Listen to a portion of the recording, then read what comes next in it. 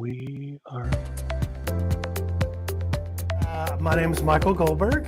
Let's talk about how you prepare for an interview. Hey, LinkedIn Live Nation, this is Michael Goldberg coming to you live from Brookhaven Country Club in good old Dallas, Texas. Let's hear it. Hey, all you cool cats and kittens, hope you're doing groovy today. It's Thursday. It's time for the Job Seeker Hotline Show.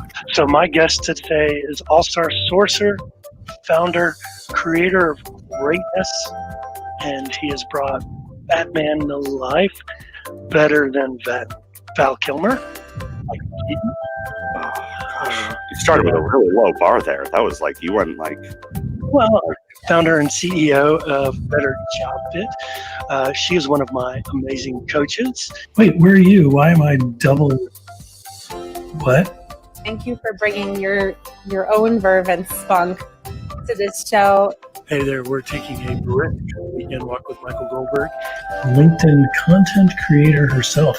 Miss Judy Fox, welcome to the show. Woo! Everyone, this is Michael Goldberg with tip number 4 of 10 tips in 10 days. I have got a great guest on tonight, whatever. Well, of course, now I'm the big picture, and that moved.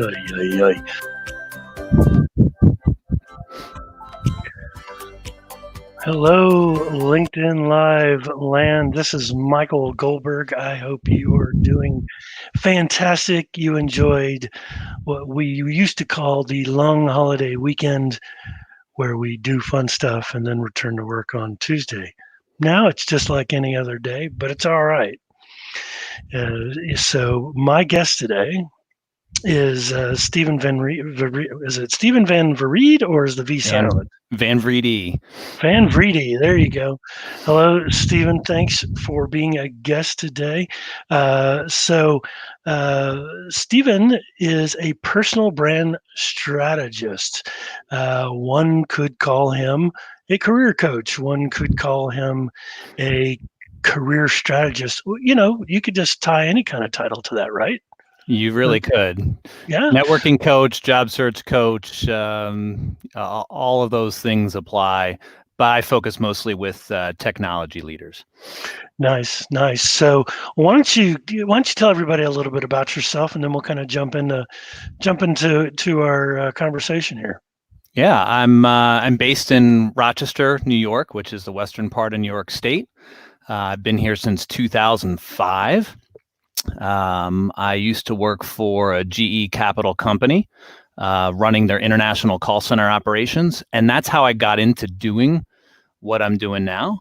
I was always frustrated with how poorly, the business could provide candidates for us. So I really got involved with our hiring process. And that's what really got me involved with helping candidates to write resumes, how they conduct their job search, prepare for interviews, things like that. Married, 25 years this year, and I have a 16-year-old daughter who is ready to get back out into the world once this virus allows us to go back. Yeah, I mean, that's I got all three at home, and they range from 17, soon to be 18, to soon to be 25. Wow. So yeah, everybody came home.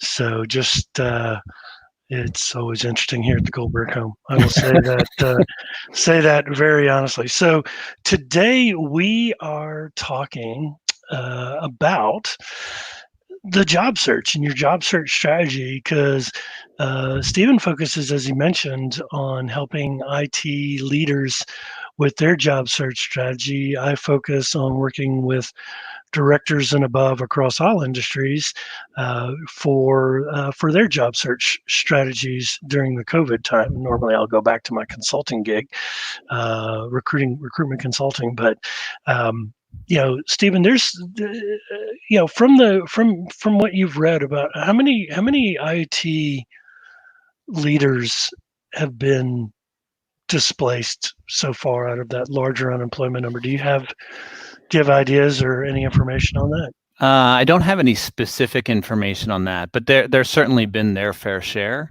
Mm-hmm. Companies I think there are a lot of companies out there that realize the importance of their IT leaders in specific areas, like especially digital transformation, that are kind of kicking themselves now that they didn't listen to these folks a couple years back when they put forth a proposal that would mobilize the workforce or digitize the revenue streams or things like that. So, so there is movement out there. There are companies that are looking for those people, but yeah, I don't have a specific number on what has been displaced in terms of those types of roles.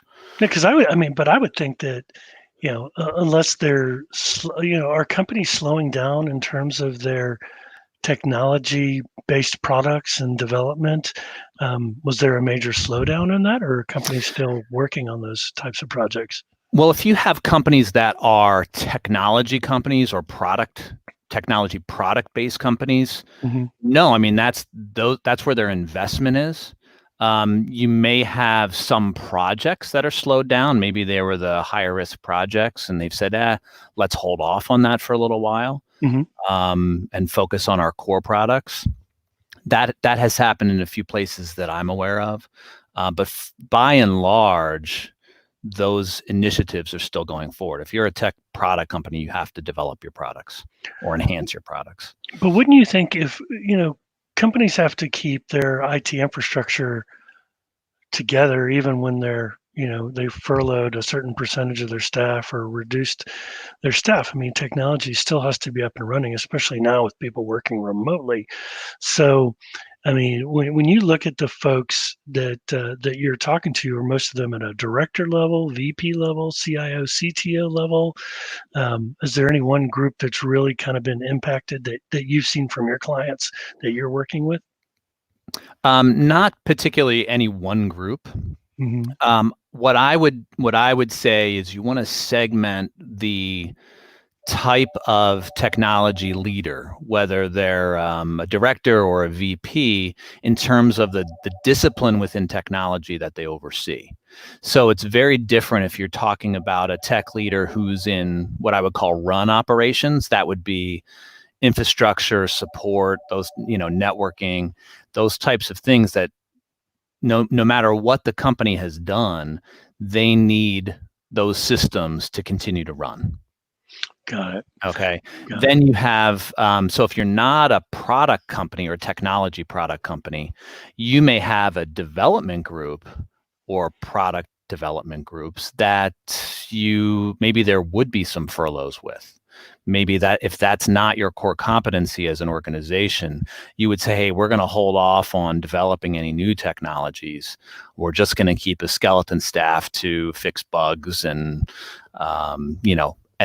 with those products. And then we still have our infrastructure team and our support team, because now we have to support all these people working remotely. So that infrastructure would still need to be in place. So let's focus in on the big question and the kind of the focus of our topic today, which is the way job seekers go about their search strategy. So, or lack thereof, right? Or lack thereof, yeah. Right. From my experience, and you and I were kind of talking before we jumped on live, that there's really not a lot of strategy behind the job search. Their vision is click and apply and apply and apply and apply. Okay, I've done mine.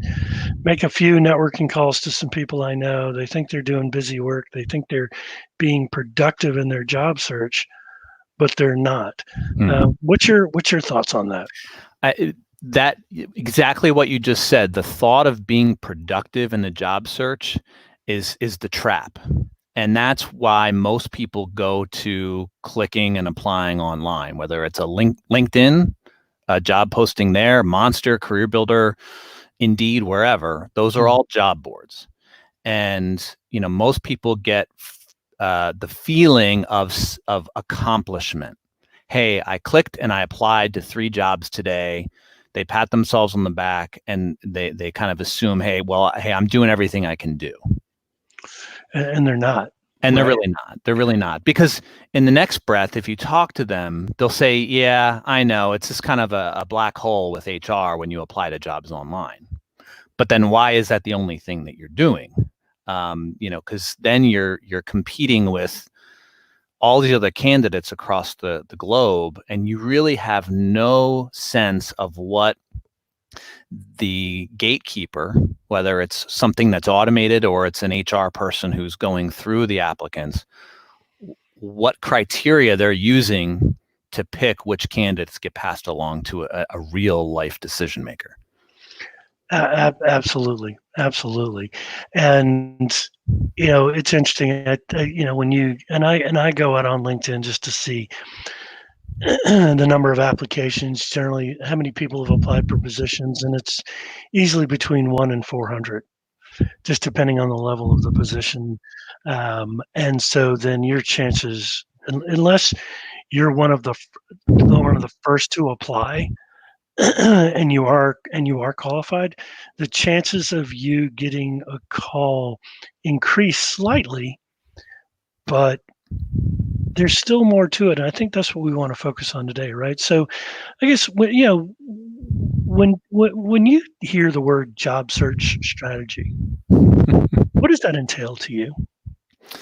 And what does that entail? Well, let me first tell you what I think what most candidates believe it entails and why they run away from it. They think it's going to be this very complex, comprehensive thing that they have to follow. That's going to be way too much. They're not going to have the time. They don't really have the know-how or ability to be able to execute on it. And it doesn't really need to be that. To me, it's just a matter of being disciplined and having some focus, even if it's only for 30 minutes a day or an hour and a half a week, something like that. But that gets the candidate away from just going to Monster or the LinkedIn jobs function and clicking and applying.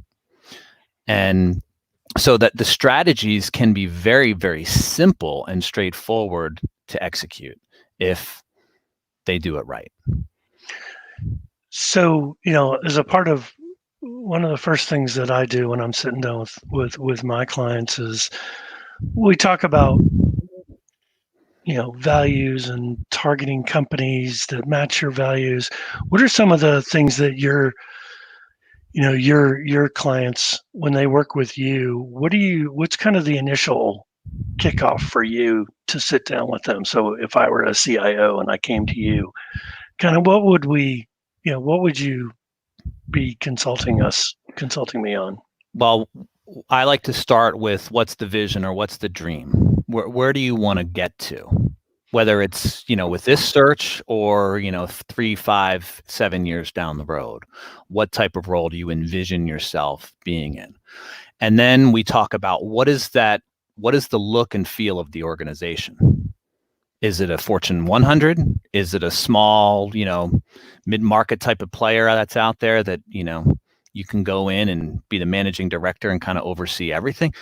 What does that organization look like? Is there an industry that they serve? Is there a product type that they serve? Is there a customer they serve? Are they not-for-profit, for-profit? What does that look like? Because from there, you mentioned about doing some targeted search. If you can't answer those questions, there's really no way to do a targeted search. If someone just says, hey, I want to be a CIO, what does that mean? What does that look like? And then you're just trying to write a resume or have this generic job search plan for a role that could look very different from, a 500 person organization to a 50,000 person organization. Right. And I mean, that's what's what's even crazier. And I don't know, I know I've put I call it a workbook together that I send to them. What job seekers have to really understand, and I'd like to get your opinion on this, is, essentially you and I are just accountability coaches. Yeah. We're not going to go and find the job for them. We're not going to make this easier for them. They've got to work at thinking through those questions. And what I have found is that, they're surprised when they know they're getting a workbook, but they're surprised at the amount of work they got to put into it. Have you run across that with your clients? To some extent, especially when you're talking about creating documents like a resume or a LinkedIn profile. It's, oh, you mean we need to sit here and talk about the things that I've done? Well, of course, I can't guess at what you've achieved in your role. So we need to delve pretty deep into some of the initiatives that you have led. And what it is that you want. And sometimes it is very difficult to, when you talk to people, that to identify what it is they want. They really don't know. Well, I don't know. I want to hedge my bets, and I want to have it be open whether I work for a Fortune 100 or a small player in the market. I want to have, anywhere from infrastructure director to senior VP open to me. Well, that's way too broad. If you were thinking about running a project, that would be the scope creep of that project would just be massive. You'd never be able to achieve your goals because your goals are just too wide. So you have to take some time, and it's some people more than others are great with that. They need that direction, and some really don't want to go through that process. They do, but they don't enjoy it, certainly. No doubt. So what about, how do you work with your clients in terms of developing their story? So not only their 30-second, elevator pitch, but, when asked the tell me about yourself question that comes up 99.999% of the time in interviews. And how many of them have stories at the top of their head that when you say, tell me about a time you were successful in launching a new technology in your organization, how many of them are prepared to answer that, in your opinion? And how would you work with a client to develop those kind of stories? Most of them are able to talk pretty well about solutions, technologies, even if they implemented a new operating model for tech, whatever. They're able to talk about the things that they've done pretty well. Now, maybe not succinctly in a nice, neat story, but they're able to talk to those things all day long. The second you say something like, well, why you? What are your strengths? Those types of personal questions. That's when you get and they look up at the ceiling and they get, obviously very, very uncomfortable. So a lot of the work that I do starts with them personally and some of the things that they bring to the table. Because I always like to start out in the interviews when I'm gathering information about, well, tell me why you. You're going to get asked this, like you said, 99.8% of the time in some form or fashion, why you over any of these other candidates we're going to be talking to. And you need to be able to answer that question. Well, I would say 99% of the candidates I talk to before we go through any of the process, their response always surrounds things that any other candidate for that role can probably say. Well, I have 20 years of experience. I have a degree. Okay, great. But that doesn't tell the interviewer anything special about why you. So the bulk of the work is really around who are you? What's the value add that you and your personality and leadership style bring to an organization? Dealing with the senior levels, experience, ability, all those things are important. But most of the people we deal with have ability, have experience by the fact that they're already a director or senior director or VP or C-level. Right. Companies really are going to be interested in what's the chemistry, what's the fit with this leader. It's got to be the right fit. So we want to be able to have them articulate some of that personality or character that they bring so they can demonstrate that personality-wise, they are a good fit. Well, and I think that why you question also plays into listening from previous conversations before you get to that hiring manager interview of what, most recruiters aren't going to ask why you. Number one, I've got personal opinions, which I'll stay away from. But honestly, it's, you know what I'm going to say. But you got to listen to what they're saying. And I think if you can't answer the why you question these days, because remember, these hiring managers are looking at people, and after you go through 5 or 6 interviews, they all start to sound similar in their answers, and unless the hiring managers are skilled at taking notes and writing down stuff while people are talking, it becomes all blurred in, right? So when people used to ask me why you, I say, look, you've told me you're looking for a guy to come into your talent acquisition or recruiting function and turn that around because it needs help. You need me because I'm your turnaround guy, and I've done it successfully for 4 other companies. So, and it doesn't have to be this elaborate why me. It could be something as simple as that, wouldn't you say?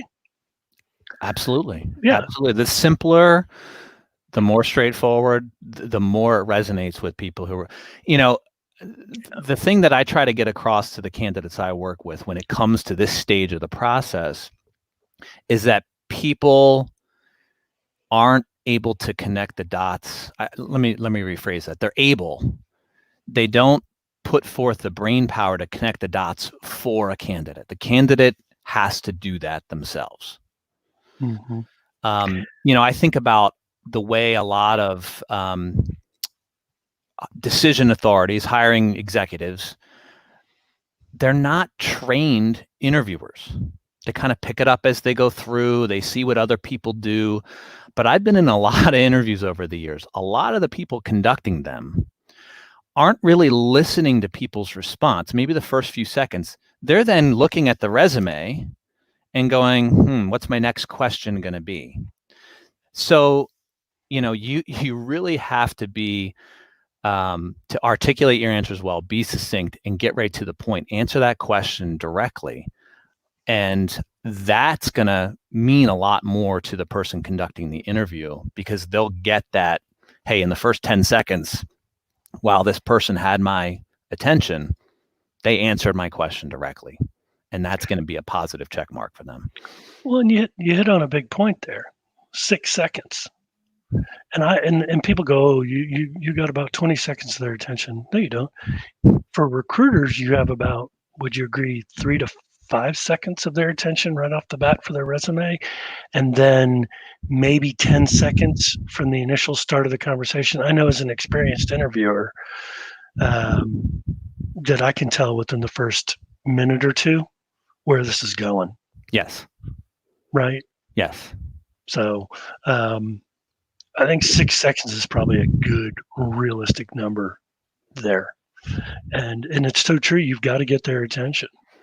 But you're also right that no one's a trained interviewer. Now, I've gone in and I have trained many companies on how to conduct interviews, and that's a whole nother topic that we could probably go and sit there and talk about. But the primary thing I tell those folks in that training is have your questions ready, but also have your answers you want to hear and your red flag answers listed out so that you know what you're listening for as an interviewer.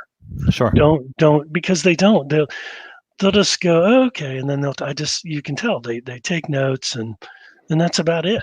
There's really nothing more to it. So I think this, as you said, the simpler and more straightforward you keep your answer, the more memorable it is for that interviewer to write those things down, and B, I think you got to have just that answer that stands out to them, and I just think a lot of people aren't ready on that.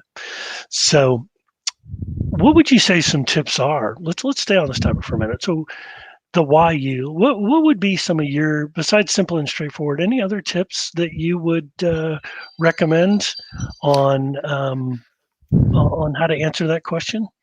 Yeah, my suggestion is you start with some personal and or leadership attributes that you think are going to make you stand out and or supplement what your brand message is or what your value is. So if you're a digital transformation executive and you know that's what you do, you drive digital transformation through an organization. You want to make sure you are talking about leadership skill sets that lend itself or support digital transformation efforts. Right. So, I think that's important. If you're talking about, hey, I'm innovative or I drive innovation, how I lead teams, how I build teams, I'm collaborative, whatever that is, you just need to make sure that you are bringing that forth in a way that's going to then support your end goal or the value claim that you're bringing to the table. Absolutely. So, so I know when it comes to developing that 30-second, well, and technically you just answered it, so I'll skip that question. But what about networking? So a lot of people, before all this stuff went down, going to job networking events, going to just simple networking events was the norm, right? And job seekers, to me, thought that was being productive to go to events where other job seekers exist.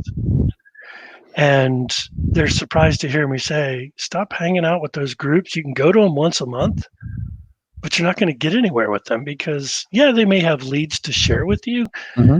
But I can tell you, in a 30% unemployment market, if we get that high or we're getting close to that, is anybody really going to be sharing anything with you? If they don't get the job, maybe.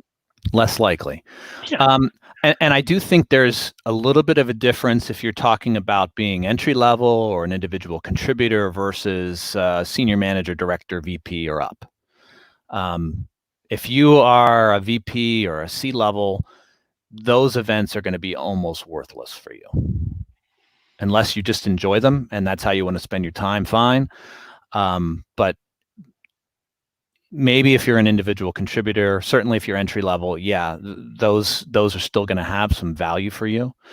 But yeah, if you're higher level, then they're not going to be good. So where do you recommend that the job seekers go to? Especially, let's focus on, let's say, your clients, and of course anybody can supplement that outside of the IT function. So where do you recommend people go, especially now since they can't really get out and go and meet people? And that's okay. I actually think you can be a lot more effective networking digitally than you can in person. Although I would say that if you are currently employed and you're not an active job seeker, so you're a passive seeker that's just wants to kind of continually position yourself, and if there's an opportunity that crops up and you want to check it out, great.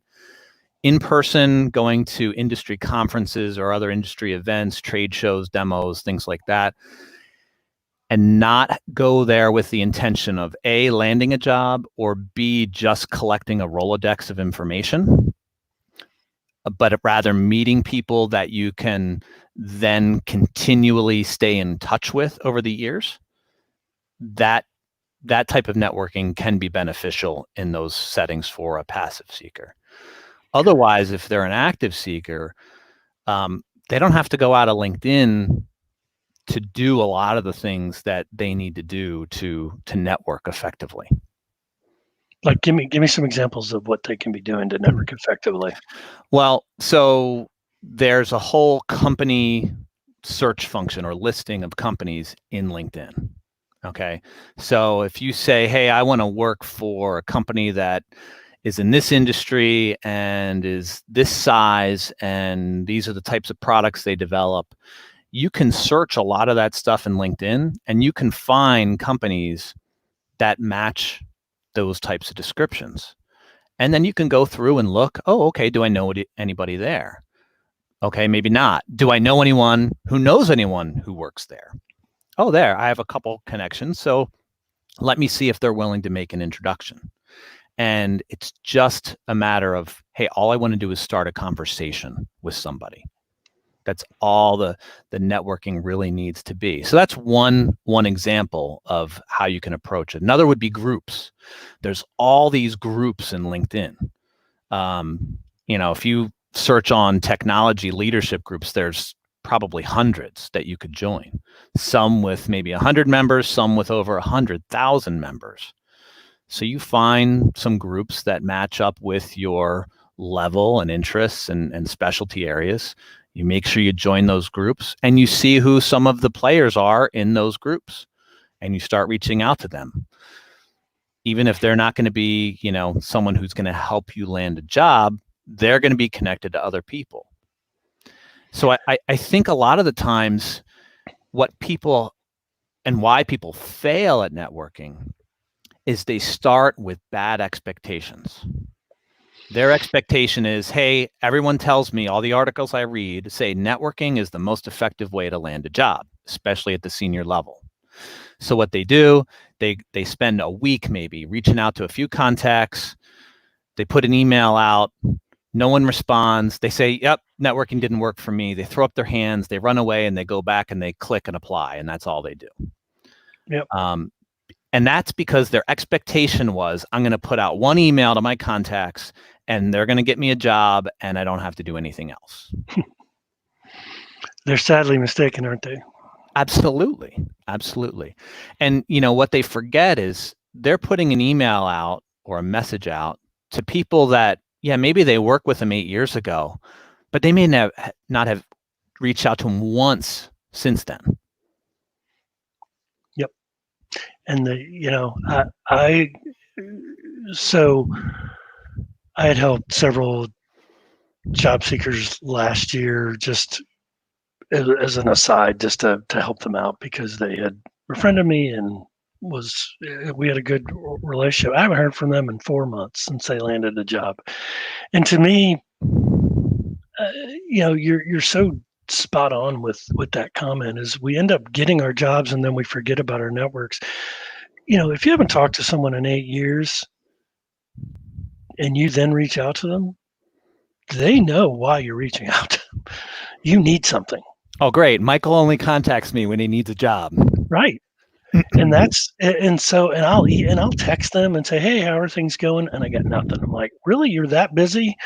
And I helped you with some things and this is what I get. And I agree. I think it's just a very tough environment for these folks that they get so caught up in their work that they forget about the networking side once they land.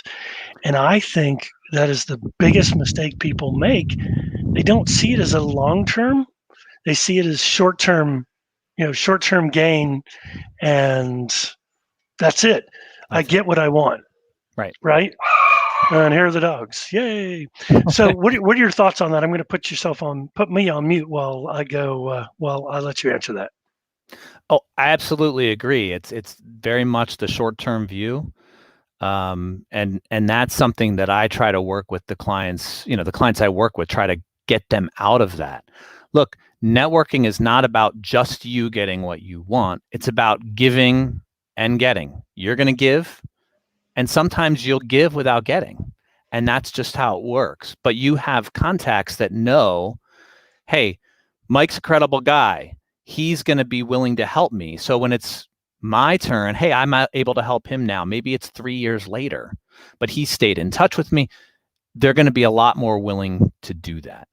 The added complication for the clients that I tend to work with, engineers, technologists, even people who get to the CIO level, although they tend to be more, have the business skills and the relationship management skills that maybe, your traditional programmer who's in the basement and never wants to see another human, they still have that reticence when it comes to interaction. They're still a little bit introverted. their preference would be, I never have to go to a networking event. I never have to go to one of these stupid conferences. And I only have to email back and forth with people when it's a requirement. So it makes it very difficult. They have to step out of their comfort zone a little bit to say, all right, I do like these people.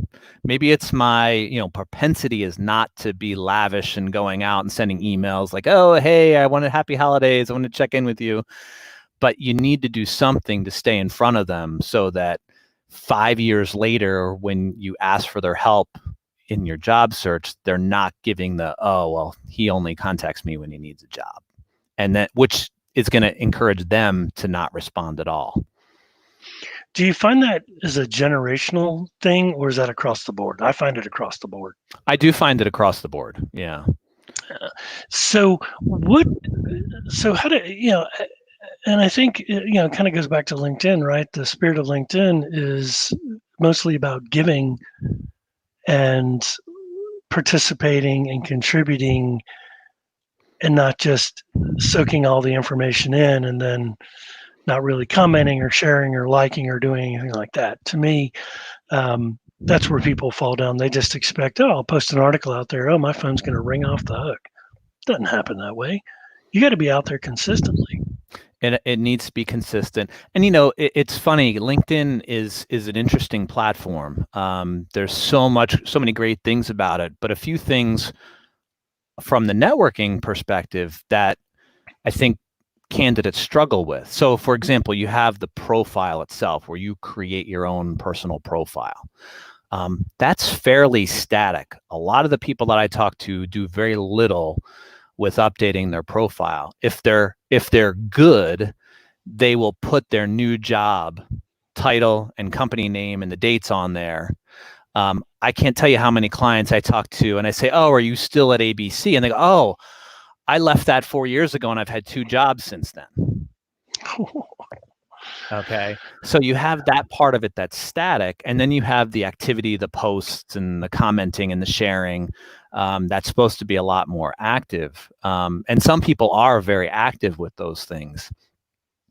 Others are very inactive with their whole profile. And then you have the connection piece itself. And again, this comes to setting expectations with networking and with a job search. Some people's expectation when it comes to networking on LinkedIn is about quantity. All I care is that I have 1,000, 2,000, whatever number of connections, and then I have 99 plus skill endorsements for each of the main skills I have listed on my profile. And that's all they care about. They will don't forget about the recommendations. And yeah, maybe some recommendations. That's obviously important, but some people do forget about those. And they will actually go and endorse people fishing for endorsements for their skills in return. And none of it is really qualitative. It's all quantitative. Well, that's how you know when someone's in a job search. You start seeing recommendations pop up all over the place. Right. And don't get me wrong, when I say qualitative versus quantitative, there is an important piece of LinkedIn search algorithm that is quantity based. So the more connections you have, the more likely your profile is going to appear when someone else does a search. Right. Okay. Because it does kind of prioritize your search results by how closely you're connected. But if you have a lot of connections that are not good connections, so for example, if you're going for a CIO role and all your connections are individual contributor level, you're going to have a hard time networking into a C-level job.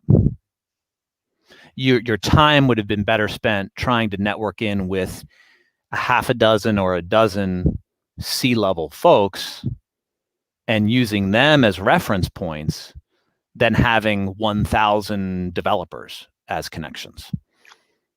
Yeah, I mean, there's the fine balance, and I also think there is the more unique your post can be. And I'm not saying don't kill yourself trying to come up with it, but the more unique your posts are, the more it's going to get that engagement that you're seeking. Now, again, don't just post to think that you're wanting, that this will land you your next role. It could land, this conversation could lead you to more clients, could lead me to more clients, could land us speaking engagements down the road, but people aren't doing that right now. What we want right now is to focus on ensuring that our clients find the right job they want through the right mix of tools and practices that we provide to them. Right. Let's talk about the resume for a few minutes, because that's always a dandy topic. My prediction is that resumes will hopefully be obsolete in the next 3 to 5 years. I really hope so. In terms of the traditional resume, yeah. I just, although it's just a pain in the I felt that same way 10 years ago, Michael. So yeah, so probably we're both dead wrong. Yeah. But I mean, honestly, our resumes, do resumes really help you, or is it the person that really helps you? I know it helps you get in the door. I get that. But are there other ways to try to get in the door with just, with your LinkedIn profile or just a resume? What are your thoughts and tips, tricks, hacks? Well, LinkedIn is important too, your profile. A lot of the jobs that you will click and apply for on LinkedIn, that you can't even upload your resume. It just pulls the data right from your LinkedIn profile. So, if you're someone who's hedging your bets on, hey, I'm going to position myself for 7 different types of roles, and I'm going to have a slightly different resume for each one. Well, you really can't do that with your LinkedIn profile. You have one LinkedIn profile. So if there are keywords or terms or things like that that are not incorporated to the level that you're looking for in that LinkedIn profile, and you go, it might tell you right away, you're not, you can't get past phase 1 of this application because you don't meet the requirements. Right. Whereas with the resume, you could fill it with fluff or do whatever, change the wording and send it off, and they could evaluate it based on how it matches with their job description. So LinkedIn has become very important. But to me, networking is always the great equalizer. And referrals. And that's where the networking comes in. If you can get a contact of yours to refer you to a role or to a company, it's going to mean a whole lot more than you clicking apply and having keywords match up pretty well on the website. So some of the stats that I've seen, and I know you said average job at 100 to 400, somewhere in there. Let's assume 100 applicants to a senior director role for some technology role. The on average, between 3 and 4, somewhere like 3.5 candidates that they're going to interview, and most companies only interview initially about 5 people. Okay, some do a little heavier, some less, but on average about 5 people. So 3.5 of 5 people come through a referral or recommendation. Okay, so that leaves maybe a slot or 2 for candidates who come through some other means, a recruiter, clicking apply online or on LinkedIn. But most companies, those 1 or 2 candidates who come through the online channels, they're coming into the interview as the lowest ranked candidate on the shortlist. The ones who came in through a referral or recommendation, they're going to be the top candidates. Yep. They have to bomb the interview, and you have to just totally wow them in the interview to move up even into the top 2 to come back for the final round. But you talk to candidates and they nod their head, but then they continue to do, hey, I'll send out 1 email, I didn't get a response, I'm going to go to click and apply. Yeah, it's so this from this message, and thank you, Lara Ascona, Mary Hevner. Even though it says LinkedIn user, I don't know why it's blocking her face and name. Keep plugging away. It's a constant and ongoing task in networking, keeping your personal brand fresh. Celeste Siren, who's an employment branding specialist, can completely relate to the amount of outdated LinkedIn profiles. Bad for your personal brand if you're a job seeker. Absolutely. So, and thank you. And keep those comments coming. We're going to keep the conversation going here a little bit longer because I think it's important. So, but feel free to share your stories and how you're landing job interviews. So anyone out there listening, feel free. So let's talk about the old resume, right? There's the recruiting system called the applicant tracking system. If that most people aren't familiar with the insider terminology. What are you recommending to your clients when you're building their resume to get those keywords? And where should those keywords end up being? Should they be at the top of the resume? Should it be in PDF? Should it be in, Word format? What are some of your thoughts? So, all right. So my approach, and again, I'm working mostly with senior level folks, is I want to first and foremost create a resume that is going to be formatted in a way that's meant to be shown to another human being. Okay. So if you're networking the proper way and going through the proper channels, you are getting that nice looking resume with special formatting, color, all the fun stuff into the hands of a decision maker who's going to look at it with their own eyeballs. So the keyword stuffing and that's going to have a lot less impact. At the same time, you want to be prepared and have a version of that same resume, same content, but maybe formatted or structured a little bit differently, because eventually it will get sent down to HR or to someone that will load it into an ATS. Okay, so there you need to have either a Word document, or my preference is a plain text or .txt file, because most of these systems are converting your Word file or your PDF to a plain text file, or what we used to call an ASCII file, and that way they can parse the data. Right? They can look at, okay, this is professional experience, so things that are going to follow are company names, dates, job titles, job details. Okay. Oh, education. What's going to follow are any formal degrees, maybe certifications, things like that. So you want to have the resume, the plain text version of the resume that's optimized for those systems. Then it's important to have keywords.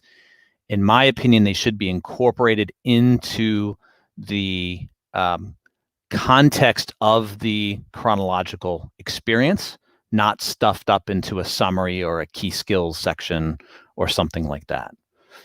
It's okay to do that, but the most important keywords should also be in context of the chronological listing. Right. And, and also they should be able to if they're going to throw out and play buzzword or keyword bingo, as candidates, they got to be ready to have examples and to back up that word that they put in there that sparked interest in their resume.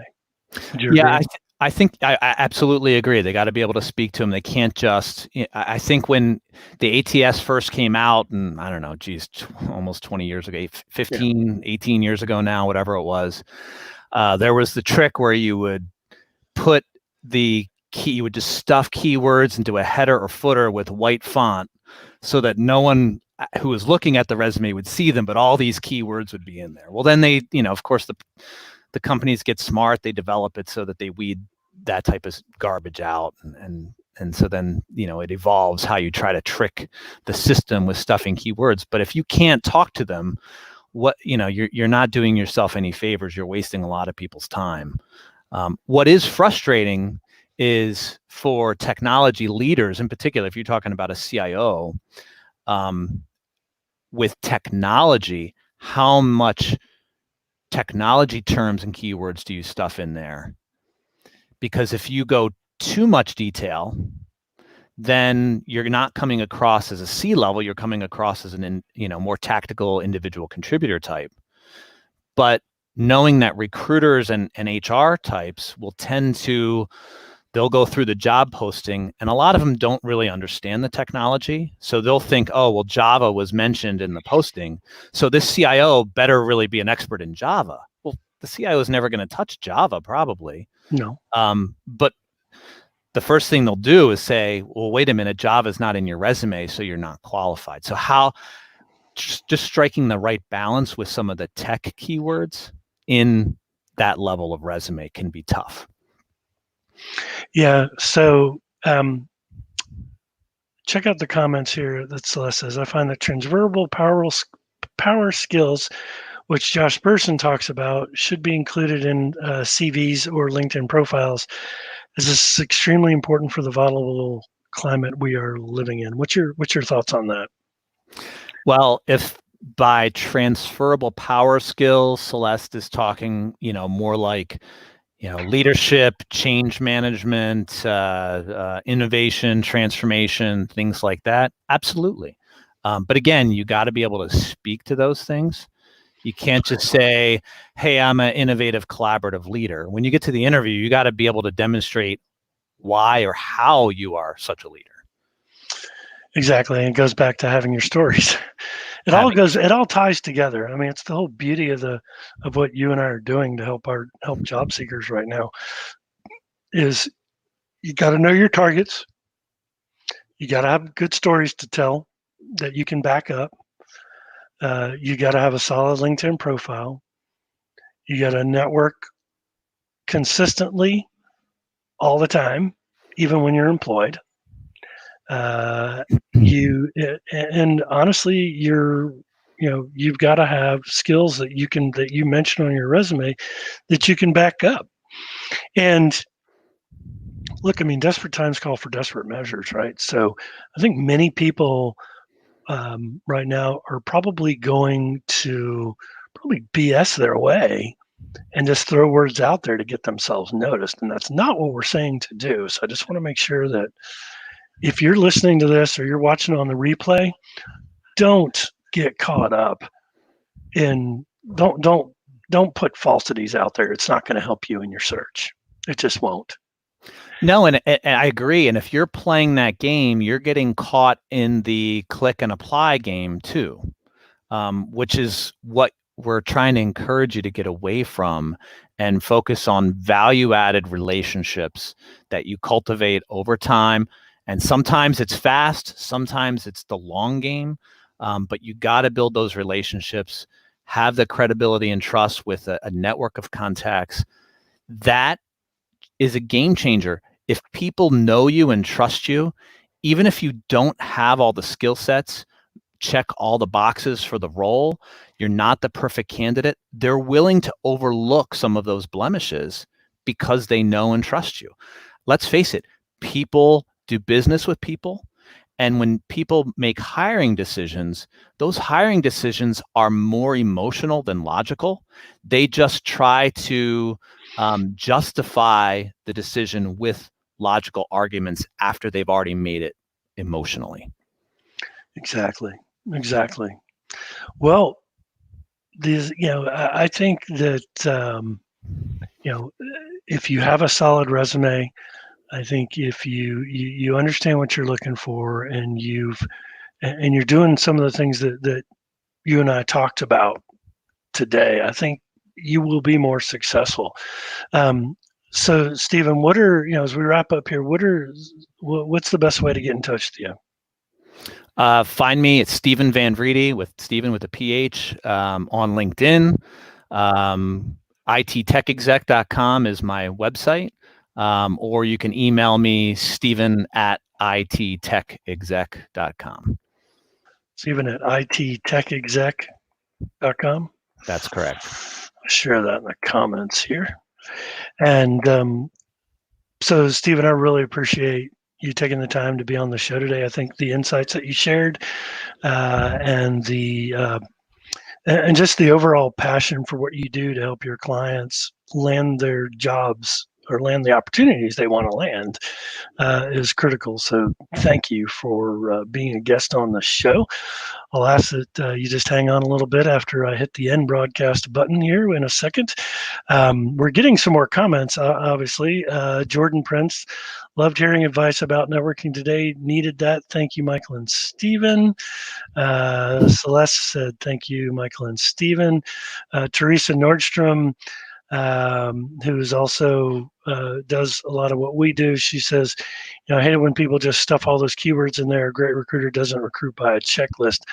I would disagree. Sometimes they do, Teresa. And they understand the results they're looking for. Again, I'll disagree and say sometimes they don't because they don't understand the business, which is for a whole nother show. And that's primarily what I do, is really helping these recruiting teams understand that it's vital to not do a check the box system and really understanding the business and what they're looking for here. So, but thank you for that comment. Mary Havener, thank you very much. Lara Ascona, thank you so much.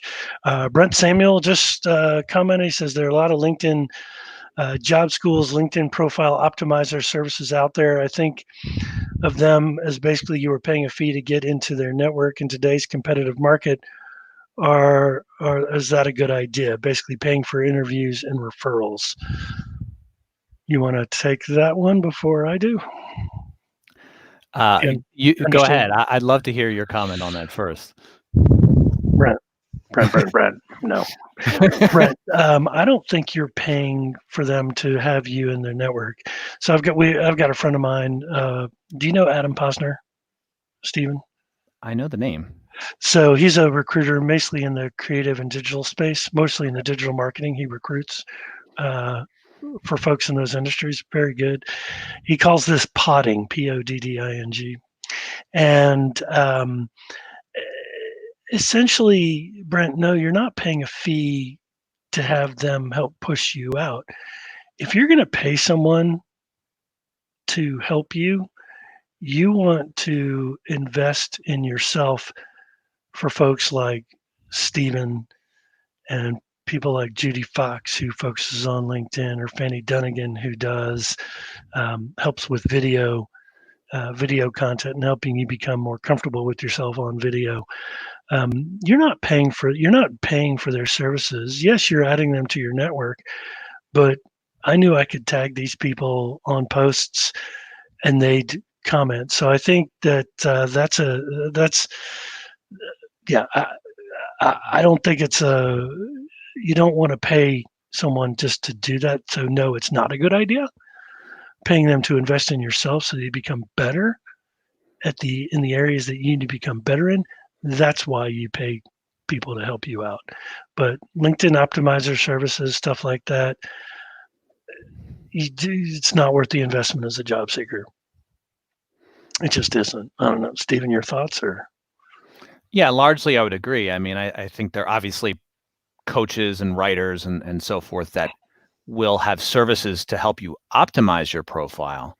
But the question of networking and getting connected to the right people really comes down to having, even if it's a simple but methodical approach to how you're going to grow your network, where you're going to grow it, and then how you're going to continue to stay in touch with the network that you've developed. To me, that's the best way to optimize your profile, is to grow your connections and to actually engage with your connections. Correct. That's the way to build the network. That's the way to begin your networking. You don't have to pay folks to do that. So, well, hey, Stephen, this has been a great conversation. I really appreciate your time. Yeah, absolutely. And so, put your information out there on LinkedIn. It's going to hit Facebook. It's going to hit YouTube. It's going to hit Periscope/Twitter. So the phone should be ringing off the hook for any IT executive talent that is looking for their next business technology, information technology, whatever the terminology is these days. That Stephen's the guy to call on that. And so we appreciate you, and we'll talk to you soon. Be safe, be well, stay at home. Thanks, Michael. Thank you. Bye-bye. Bye.